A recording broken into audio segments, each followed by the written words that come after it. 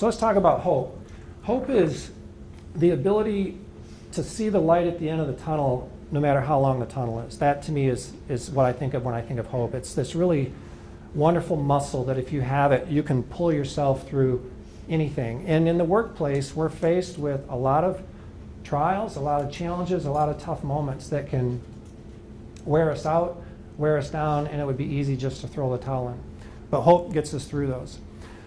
So this is based off Romans 5, 3 through 5, and it begins with whenever you're facing trials and suffering, just realize that those produce perseverance. If you just hang in there, you're going to have this perseverance.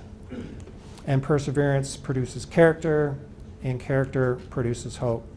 And when you have hope, you have that wonderful muscle that allows you to get through these tough times.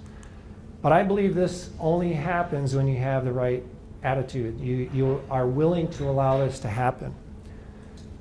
And when it happens, next time comes along, you repeat, you rejoice. We're told in James to rejoice in our trials. I believe it's because of the fact that it produces hope. And we have to know that when we have these trials, it's going to produce hope. So we teach this to our team. We've taught this to our entire team. We had an offsite one summer, and the theme for that offsite was Hope for the Future. We talked about our future vision as our organization, and we talked about this concept of hope to our entire team. We didn't have the Romans passage up there, but we said this is based off a biblical principle, and it works for everybody as long as you have this attitude to allow it to happen. And when you don't have that right attitude, this is a path that I think people follow. They're pessimistic, they play the victim role, and it's easy to play the victim role. I've played it before as well. That leads to despair, and that leads to no hope. And when you don't have hope, it's a sad situation. And so we teach this to our entire team, whether they believe in God or not. It works for them, and they see that it works, and they start to experience these biblical principles in a positive way. So what are some hope examples in the workplace?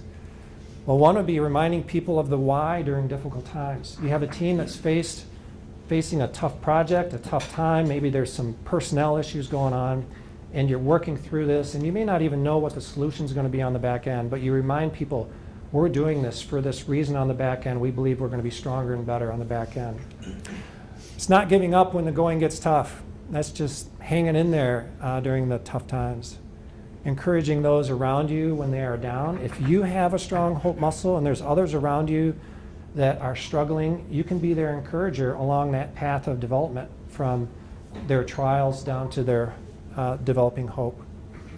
And then the last one is if you're in the midst of a trial and a challenge as a team or yourself, just trusting that you will be better on the back end if you allow that path to happen.